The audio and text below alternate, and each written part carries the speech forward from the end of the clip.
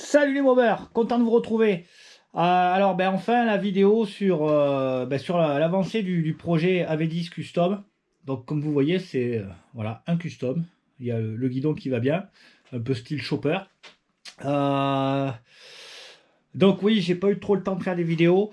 Ça fait un petit moment que j'ai pas posté de vidéo. Alors c'est que j'ai pas le temps et que j'ai pas forcément l'envie de sortir la caméra, tout filmer. Je préfère des fois, voilà, je suis les mains dedans et je préfère quoi, plutôt sortir la caméra, tout filmer. Des fois, voilà, je préfère vous montrer le résultat presque terminé.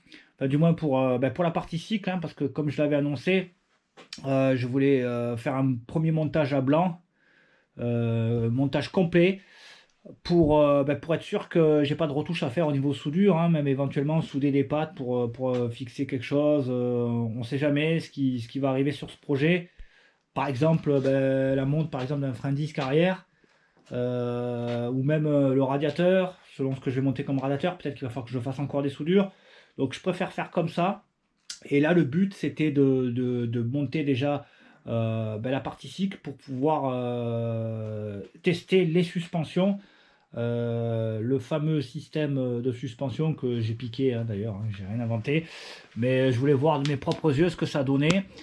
À savoir les deux amortisseurs à gaz, comme ça, bien inclinés à la Tomahawk.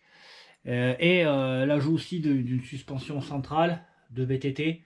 Donc, bon, déjà, dans un premier temps, pour l'aspect esthétique, mais pas que, puisque en fait, là, l'amortisseur, il est quand même bien incliné, donc il force pas vraiment correctement. Et je m'étais dit que de rajouter un amortisseur là, ça pourrait faire moins de contraintes sur les amortisseurs à gaz. Et donc, quand on monte dessus, ça répond super bien. Franchement, alors j'ai demandé à un pote, à Patrick, c'est un beau bébé, il fait 120 kg pour 1,90 m. Et c'est nickel, hein, franchement ça amortit super bien. Moi avec mon poids plume, hein, je fais pas tout à fait 70 kg, c'est nickel. Je pense que ça va bien amortir tout ce qui est des trous d'Odan et compagnie. Après la tenue de route, hein, ça sera pas une machine faite pour faire de la course, hein, donc voilà. Mais je pense que avec un peu de chance, ça devrait bien accrocher le pavé. Alors je m'en étais arrêté à la soudure des platines, hein, des plateformes. J'avais pas soudé un côté. Là c'est ce que j'ai fait, donc j'ai soudé la platine.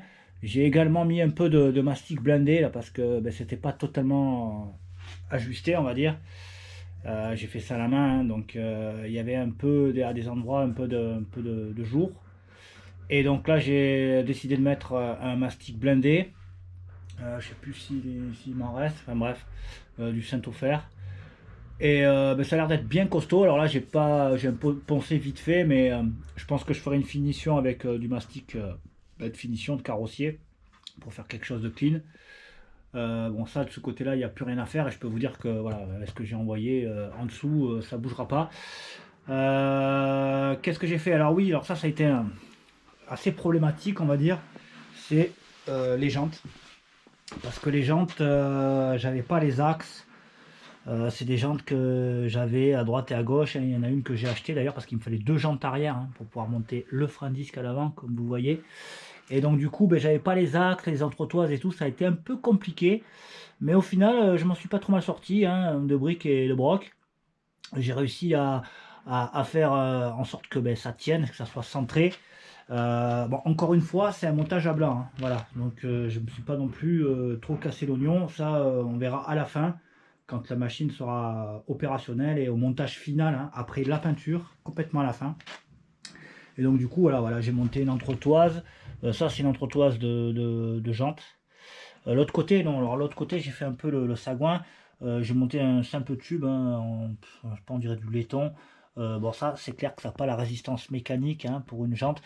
Encore une fois, je précise, c'est un montage à blanc. J'ai fait pareil aussi sur l'axe des suspensions. Pareil, ça il va falloir que je l'achète, hein, parce que j'en ai pas. Donc là j'ai monté une simple tige filetée de supermarché, là, de bricolage. Donc ça pareil aussi, hein, ça sera remplacé par un vrai axe qui a la résistance mécanique, hein, pour ce genre d'assemblage, hein, parce que là, voilà, je vais pas me balancer sur la route avec ce genre de montage, c'est clair, hein, c'est qu'un montage à blanc. Allez, on continue sur la partie arrière. Donc, la selle. Alors la selle, j'avais mis des trucs sur Facebook, hein, j'ai mis des photos sur Facebook et sur Instagram, Mob Addict. Et j'ai eu pas mal de retours positifs, dont un mobber qui m'a dit bah il faudrait la descendre, ça serait le top. Et effectivement, c'est clair que c'est au programme. Là pour l'instant, on va dire que pareil, voilà, c'est juste pour voir ce que ça donne. Donc je vais encore charcuter le cadre. On n'est plus à ça près, hein, vu les modifs qu'il y a là-dessus. Ah oui, pour ceux qui prennent le projet en cours, je tiens à préciser que c'est une mobilette qui était déjà sciée quand je l'ai acheté. Je l'ai sorti d'une cave à Draguignan. J'ai payé la mob 50 €. Elle était bien massacrée, hein, sciée dans tous les sens. C'est une mobilette qui a souffert. Donc j'ai eu aucun scrupule à faire mumus dessus. Je tiens à le préciser parce que je sais qu'il y en a qui vont dire ah machin, c'est un sacrilège et tout. Mais voilà, j'avais pas trop le choix. Enfin, pas trop le choix.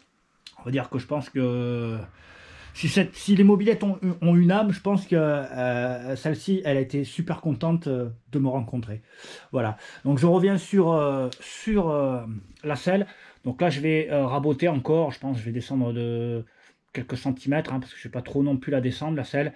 Et ensuite, il va falloir que je fasse des renforts et je vais légèrement la décaler vers l'arrière, mais très légèrement, hein. Je ne vais pas faire un truc complètement là, ici, ça me plaît pas. Quand c'est trop, voilà, enfin, après, les goûts, les couleurs, mais moi, je sais que voilà, je vais la descendre, on va dire, de 3-4 cm et la décaler, pareil, allez, de 2 cm vers l'arrière. Donc, pour ce faire, il va falloir bien sûr que je renforce la plateforme parce que j'ai pas envie que ça. C'est pas trop prévu, hein, pour être comme ça, hein. Là, si je décale, que je perce simplement ici un trou et que je décale la platine là, enfin, je me sens mal. Voilà, enfin, pour moi, je pense pas que ça soit trop costaud. Donc, ça, il va falloir que je voie. Pour l'instant, c'est pas une priorité pour l'instant. Là, j'ai juste monté la selle, hein, comme ça pour avoir un ordre d'idée, hein, une vue générale, hein, parce que là, enfin, on commence à se voir dessiner une mobilette. Parce que c'était un peu flou avant, c'était un cadre, c'était un projet. Et là, comme vous le voyez, ça commence à prendre forme.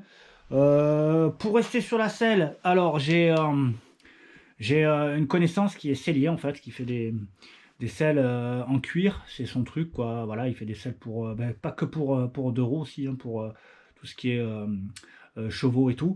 Et j'ai parlé du projet et voilà, donc c'est par lui que je vais passer. Donc là, je vais faire une capote en cuir. Alors après, je sais pas, noir, couleur, cuir, je sais pas trop, mais je sais que je vais faire une selle personnalisée.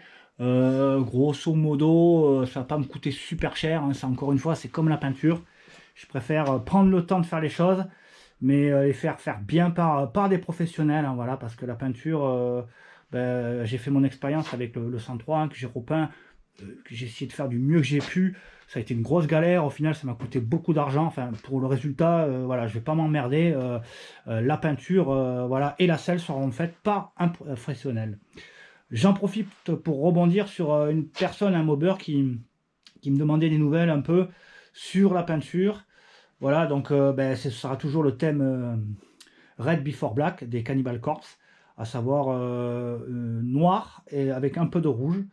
Mais bon, bien sûr, évidemment, ça viendra complètement à la fin. La selle et la peinture, ça sera vraiment à la fin de chez à la fin, quoi. Donc voilà, pour l'instant, je suis sur la partie cycle.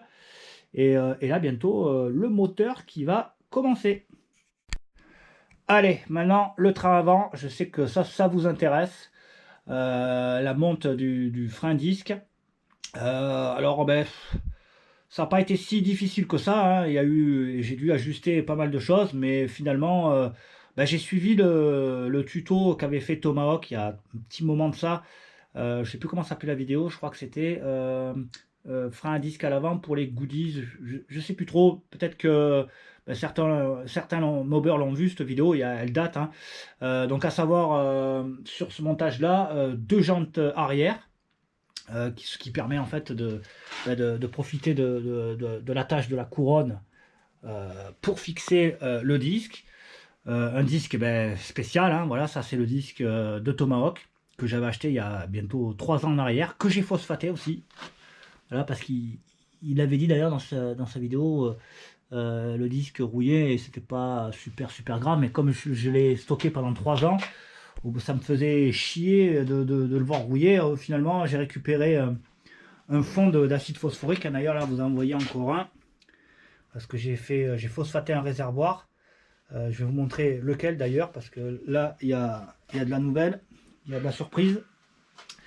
Et voilà, mais là, j'ai phosphaté aussi des trucs. Hein. Je garde le mélange acide phosphorique et eau pour en profiter pour dérouiller d'autres pièces. Voilà, hein, on fait à l'économie. Donc voilà, le disque, je l'ai phosphaté. J'ai dû trouver un étrier. Alors ça, c'est un étrier de type AJP, je crois, Derby Senda, que j'ai acheté sur, je sais plus quel site, sur 50 Factory, oui. 50 Factory, j'avais pas encore essayé ce shop. Et ma foi, ça s'est super bien passé. Ça m'a permis de voir. J'ai même reçu l'étrier un jour avant la date prévue, donc cool.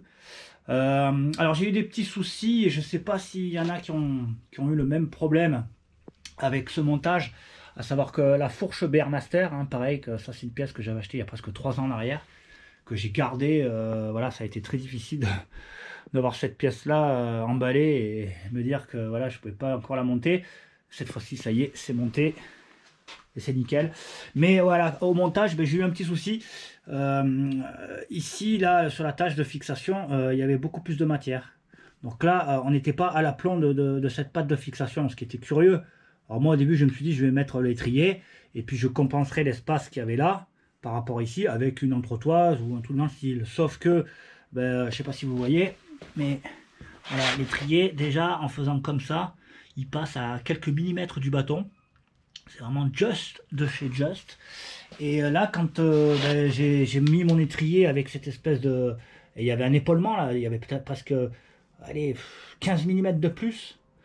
Là, l'étrier, il tapait carrément dans le bâton. Alors, ce que j'ai fait, je me suis pas emmerdé. J'ai raboté cette patte-là pour la ramener à l'aplomb de L, quoi. Puis c'était plus logique, d'ailleurs, de monter l'étrier comme ça, sans avoir à monter des entretoises là pour compenser le vide. Et bien évidemment, j'ai dû déporter le disque. Alors ça, j'ai fait ça un peu à la bonne franquette avec des rondelles. Donc j'ai mis 3 rondelles sur chaque attache pour décaler le disque. Et c'est nickel. Franchement, ça frotte presque pas. D'ailleurs, la jante est centrée. Vraiment bien centrée. Et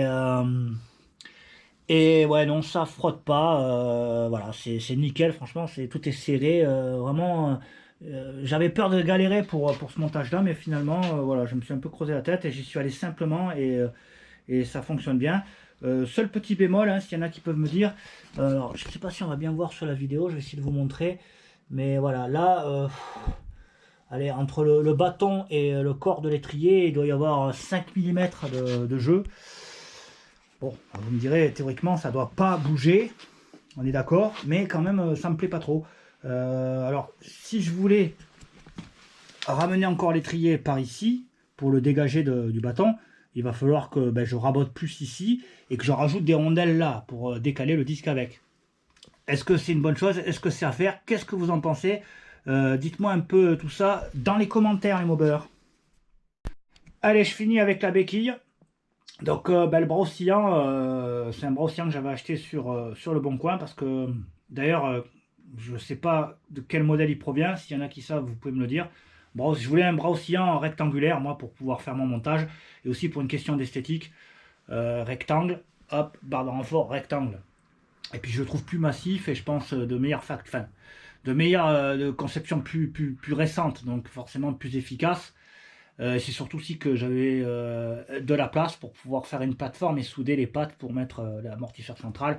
Donc du coup, la béquille, alors je sais pas si c'est dû au fait que, on va dire que la hauteur de la mob a changé par rapport enfin je sais pas trop. Tout ce que je sais, c'est que j'ai dû couper un bon bout de béquille, hein, parce que la béquille était trop longue et du coup la mob elle était trop droite et elle tenait pas, enfin elle restait, elle était, voilà, une fois la béquille dépliée, la mob elle était comme ça quoi. Donc ça c'est pas bon. Hein, vous voyez à peu près ce que j'ai enlevé de béquilles, hein. J'ai enlevé 5 bons centimètres on va dire. J'ai coupé en biais. Là peut-être qu'avec le temps je souderai une petite plateforme là un peu recourbée. Pourquoi pas aussi une tige là pour avoir plus de facilité à déplier la béquille, on verra. Là c'était juste, j'ai coupé ça vite fait pour pouvoir le mettre sur béquille. J'ai fermé là aussi également, j'en avais parlé il y a un petit moment, alors là, je vais avoir du mal à vous montrer, parce que là j'ai scié à ce niveau là, et j'ai mis une tôle ici, je sais pas si on voit, je vais essayer de vous montrer. Voilà, tac, j'ai mis une tôle assez mastoc pour renforcer. On va dire faire les finitions du truc, que ça soit plus cool que machin coupé comme ça, même si c'était droit. Et c'est surtout aussi que ça m'a permis de mettre un axe là, je sais pas si on le voit, et ça me fait un point d'ancrage pour l'accrocher sur l'étau. Voilà, et peut-être même que plus tard je ferai un système pour pouvoir l'accrocher sur une béquille de stand, alors on verra. Bon après c'est vraiment des petits détails, ça se voit pas, mais je trouve que c'était bien de le faire, hein. Il y a plein de gens qui ont dit non mais c'est pas la peine, il n'y a pas besoin de renforcer à cet endroit là, puis bon après voilà, ça c'est, je me fais plaisir, donc comme j'ai le MIG, voilà, pourquoi ne pas le faire. Alors oui, certains me diront ouais, mais ça va rajouter du poids, ouais. Alors c'est vrai que j'ai pas encore pesé la mob, bon j'ai enlevé pas mal de matière, mais j'en ai rajouté d'un autre côté. Franchement, d'ailleurs je la lève à bout de bras, hein, sans moteur bien sûr, pour la placer de l'étau au sol. Donc je passe, ça doit faire une mobilette qui doit faire, la partie ici, qu'elle doit faire une 30-35 kg quoi, je sais pas trop. Bon, en tout cas, c'est pas plus lourd qu'une autre mob, hein, voilà. Puis bon, vous imaginez bien aussi que là-dedans, je vais pas monter un moteur d'origine, hein.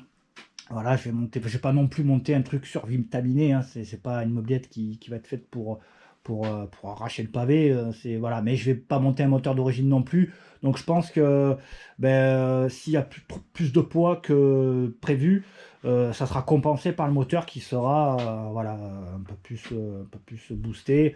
Bon, je pense monter un kit, peut-être un kit 50, mais j'ai pas monté le truc de la mort qui tue là-dedans. Voilà, non plus, ça sera juste un moteur pour me faire plaisir, et voilà, pour pouvoir rouler 60, 70. Voilà, c'est pas une mobilette qui va être faite pour faire de la vitesse. Et bien voilà, maintenant je vais vous montrer la petite surprise qui tue. La petite surprise, enfin les petites surprises qui tuent, elles sont là. Tadam! Deux nouvelles mobilettes. Et une mobilette qui est quand même assez rare, bon, même si c'est pas non plus le Graal, comme m'a dit un mobber sur un groupe de mobilettes de France, je crois, c'est ça. Bon, on avait du mal à l'identifier. Moi j'ai un peu regardé avant de l'acheter, parce que c'est une personne qui m'a donné le plan, en fait. Il m'a envoyé une photo, et sur photo j'arrivais pas à l'identifier, donc j'ai posté tout ça sur des groupes de mobilettes. En fait, autant moi que les autres d'ailleurs, hein, on s'est complètement planté, parce que moi je pensais que c'était au début vélo vape. Après un autre mobber m'a dit que c'était une Alphonse Sutter de 1955. Et c'est vrai que sur photo vraiment c'est exactement la même chose. Moi je m'étais fié par rapport à vélo vape, et je me suis pas totalement trompé par rapport à cette poignée là qui est là. Parce que sur photo, voilà, hein, on voyait, c'est toujours difficile de vraiment se rendre compte des choses sur photo, hein, souvent, voilà, quoi. Même au niveau de l'état, hein, vous voyez les photos, vous avez l'impression que la mob elle est nickel, et puis arrivé de visu, ça n'a plus rien à voir. Enfin bref, au final c'est une automoto de 1956, et le moteur c'est donc oui, le modèle c'est une ZH, et le moteur c'est un IMO 51. Velovap a en fait produit des moteurs pour ces machines-là, parce que dans la série ZH, et donc dans la marque Automoto, ça leur est arrivé de monter des moteurs Velovap.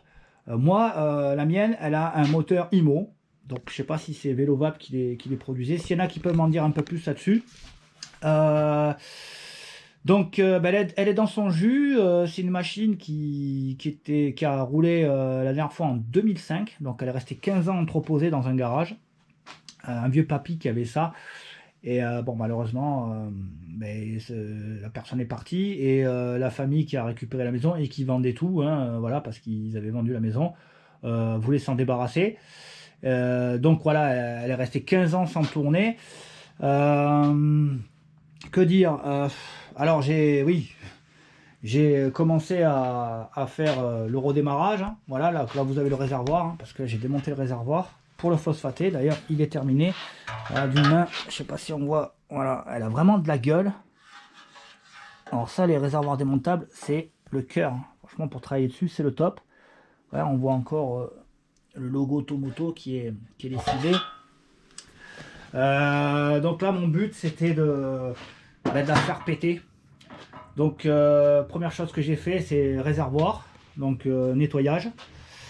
J'ai nettoyé aussi tout le carbu, il était vraiment dégueulasse, il y avait une espèce de caramel au fond de la cuve, partout tout était cradingue. Encore une fois, quand vous chopez une mobilette comme ça en sortie de grange, n'essayez pas de la démarrer comme ça à la ouf. Nettoyez tout le moteur avant de faire quoi que ce soit, quoi. Et donc ouais, j'étais quand même un peu pressé, hein, voilà, de l'entendre chanter. Du coup j'ai nettoyé le carburateur, j'ai mis une nourrice et bingo, hein, j'ai balancé un peu d'essence dans le puits de bougie. Alors pareil, hein, le fil il est massacré. J'ai fait ça à l'arrache, j'ai vérifié qu'il y avait de l'allumage et il y avait une belle étincelle. Et ma foi, un petit coup de personne, hein, et hop, elle a démarré, elle a pété, mais quasiment quart de tour. Donc voilà, vraiment super content. Donc oui, alors cette machine, elle est quand même dans son jus, mais un jus qui est pas très bien conservé. Je vais essayer de vous montrer de près. C'est quand même pas mal rouillé, voilà. Et le souci, c'est que pour retaper une peinture là-dessus à l'identique, ça va être hard. Parce que je sais pas si vous vous rendez compte, vous voyez, il y a des liserés de partout, dorés, là, avec du blanc ici. Et le pire, là, voilà, vous avez les caches qui sont là. Pareil, et je sais pas si on voit sur la vidéo. Et j'en ai eu la confirmation par un ami qui est collectionneur de véhicules anciens. Il m'a dit, ça, on le voit, hein, c'était fait à la main. Donc, poncer tout ça.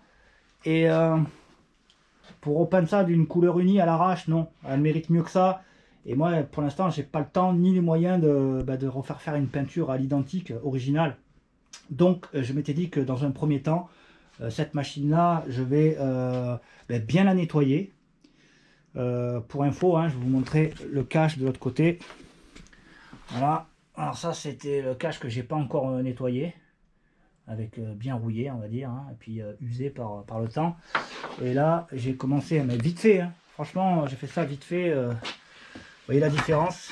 Donc moi dans mon idée c'est faire un nettoyage, un gros nettoyage, et après passer un gros coup de polish, mais à fond, essayer de faire partir toute cette rouille de merde le maximum possible, mettre un produit pour stopper la rouille, bien que c'est que de la rouille de surface, hein, c'est pas une rouille perforante. On le voit, hein, mais et puis la laisser comme ça dans son jus. Alors bien sûr, hein, tout ce qui est pneus, gaine aussi, voilà, tout sera changé et neuf. Moteur rafraîchi aussi, bien évidemment, et la laisser dans son jus. Dites-moi un peu ce que vous en pensez. Quoi qu'il en soit, j'ai pas les moyens de la faire repeindre, parce que voilà quoi, ça pour faire ces liserés là. Et je peux pas faire une peinture comme j'ai fait sur lui, unie, toute simple, quoi. Ça serait trop dommage, je trouve. Allez, regardez ça, elle est magnifique. Allez, le phare à l'avant. Et tout est d'origine, hein. Même la tomate arrière, regardez ça. Subitez, je crois. D'origine. Plastoc d'origine, même pas fêlé, rien que dalle. Ah, le papier, il avait aussi pareil, il avait la remorque, hein. Ça, c'est une attache qui est faite maison, et puis je peux vous dire que c'est bien fait. Il y a ça aussi, alors ça c'est génial, regardez, hop, tchac, la petite plaque gravée. Donc c'est une première main, voilà, elle a eu qu'un propriétaire, hein, et pour rebondir là-dessus, d'ailleurs, les vendeurs étaient, je pense, étaient contents que ça soit un passionné qui récupère cette brêle. D'ailleurs, je leur ai fait une proposition, on va dire, correcte. Hein, j'ai pas dit style ça vaut 10 balles, vous donnez-la moi, je vous la débarrasse. Non, je leur ai fait une proposition. Et ils étaient, je pense, tellement contents que au final, ils m'ont dit si tu veux, tadam, il y a un Solex, tu l'embarques avec, il est à toi. Donc je me retrouve avec un deuxième Solex 3800 qui est peut-être mieux conservé qui est dans un jus meilleur que l'Automoto. Parce que là, je l'ai même pas encore nettoyé. Hein, vous voyez, voilà, il est stocké. Alors le papé, il avait deux vélomoteurs. Apparemment, il a d'abord eu ce Solex parce qu'il était assuré jusqu'en 97. Et après, donc, il a dû se faire plaisir et se prendre cette Automoto parce qu'elle était assurée jusqu'en 2005. Donc du coup, voilà, je me retrouve avec un deuxième Solex. Alors, le Solex, je vais le vendre. Le retaper vite fait, hein, pneumatique, nettoyage, pareil, hein, ça sera un peu le même style de restauration que celui que j'ai. C'est-à-dire, je vais le laisser dans son jus. Parce que pareil, hein, il est un peu rouillé à droite à gauche, mais c'est rien de grave. Et en fait, le but, c'est voilà, de le remettre en circulation rapidement. Donc oui, carte grise.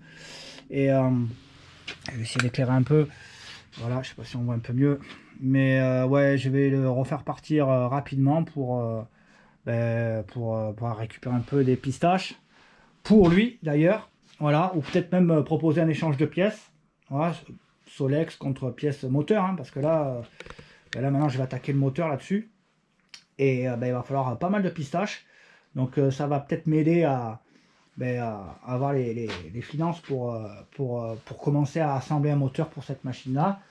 Et elle, elle, je vous laisse imaginer. Hein, voilà, elle, je vais rouler avec et me faire vraiment plaisir parce que... Elle, c'est con, là, j'ai démonté le réservoir pour le phosphaté, mais je vous garantis qu'avec le réservoir, elle a une espèce de gueule, c'est trop beau, quoi. Voilà, voilà. J'en profite, oui, pour vous montrer un peu le phosphatage du réservoir. Je sais pas si on voit. Hop, tchac. Vous voyez, alors ça c'était tout rouillé et une fois phosphaté, la rouille s'est transformée en une espèce de pellicule grisâtre. Donc là, la rouille est complètement stoppée. Après, je fais pas de traitement résine. Voilà. Après, c'était que de la rouille de surface. Il n'était pas trop attaqué le réservoir. Vous pouvez voir d'ailleurs aussi le bouchon d'origine Energol 2 temps type HV BP. Magnifique. Oui, donc ouais, alors j'ai phosphaté. Alors je vais vous donner ma procédure, hein, ce que je fais sans acheter forcément de kit Restom. Hein. Je commence déjà par faire un premier rinçage au détergent, eau bouillante et soit lessive Saint-Marc pour vraiment faire dégager tout ce qui est hydrocarbures, huile, tout ça. En plus là, je vous dis, au fond il y avait carrément du caramel. Hein. Le réservoir il est resté 15 ans comme ça. Toute l'essence s'est évaporée, il y avait une espèce de couche de caramel dégueulasse. Donc premier rinçage avec du détergent eau bouillante. Ensuite j'ai sorti tout le jus, j'ai laissé sécher, j'ai mis une bonne poignée de boulons, j'ai secoué comme un gaga. J'ai sorti toute la merde, hein, parce qu'en faisant ça, forcément, j'avais plein de petits bouts de rouille qui ont pété et qui sont sortis. J'ai refait un deuxième rinçage avec du détergent et de l'eau bouillante. Ensuite, j'ai rincé copieusement avec un système Le Mobber de Mobstory. Voilà, avec Karcher et des bouchiottes. Donc là, pareil, encore une fois, j'ai bien rincé. J'ai sorti quand même pas mal de merde. Et ensuite, pour finir, voilà, j'ai fait ma solution, voilà, d'acide phosphorique que j'achète à Cabestan.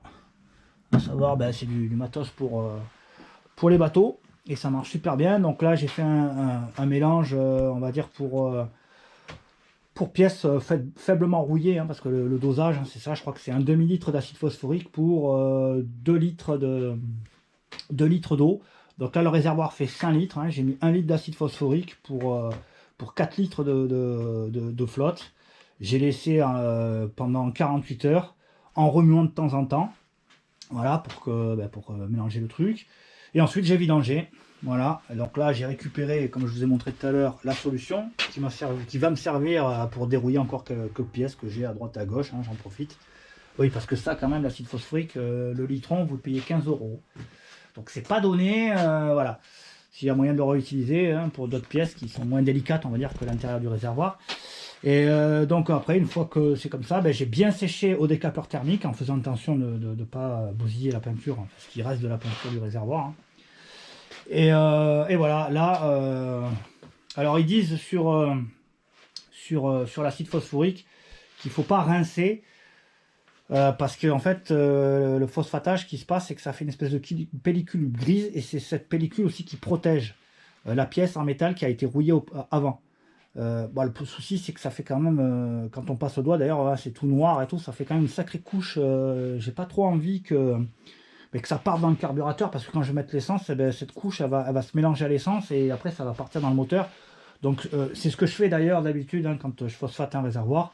Je fais un rinçage à l'essence. En général, je balance 1 ou 2 litres d'essence et je rince pour faire dégager cette pellicule pellicule grise qui est censée être d'ailleurs une pellicule de protection, mais tant pis quoi. Je préfère l'enlever plutôt que de la faire partir dans le moteur. Et d'ailleurs, après l'essence, hein, je la récupère et je la mets de côté pour pouvoir après nettoyer des pièces. Hein. Je ne vais pas jeter de l'essence. Et donc là, là j'en suis là. C'est-à-dire que je vais remonter le réservoir sur cette magnifique mobilette. Installer une durite un peu plus propre que celle-là. J'ai changé les joints, nettoyé tout le carbu. Et pareil aussi, il faut que je trouve l'arrache volant pour refaire le fil d'antiparasite parce qu'il est complètement fossilisé. Bon, ça marche, hein, mais voilà, il n'y avait pas d'antipatate. Donc là, il faut que voilà, je trouve un arrache volant pour sortir le volant, changer le fil. Et après, voilà, je vais la stocker, acheter des pneus rapidement, faire mes cartes grises et me faire plaisir les mobbers. Voilà, écoutez, désolé pour l'absence, hein. C'est vrai que ces derniers temps, je fais pas beaucoup de vidéos. Je fais une vidéo tous les 2-3 mois. Bon, après, vous comprendrez bien que j'ai pas forcément le temps, et puis j'ai pas forcément aussi l'envie, des fois, quand je fais de la mécanique, sortir la caméra. Et il faut brancher là, machin, si, ça, filme ci, filme là, explique tout, après fait le montage. Bon, c'est bien joli, mais des fois je préfère mettre les mains dans le cambouis, travailler, me faire plaisir, et après, bon, voilà, c'est vrai que j'ai eu pas mal de demandes de gens qui me disent alors, c'en est où ton projet, la V10 Custom, comment ça se passe et tout. Donc au bout d'un moment, je me suis dit, je vais leur faire une vidéo. Et quelle vidéo? Voilà, 2 machines de plus. Bon allez les mobbers, je vous promets que je vais essayer de faire plus de vidéos que d'habitude. Hein.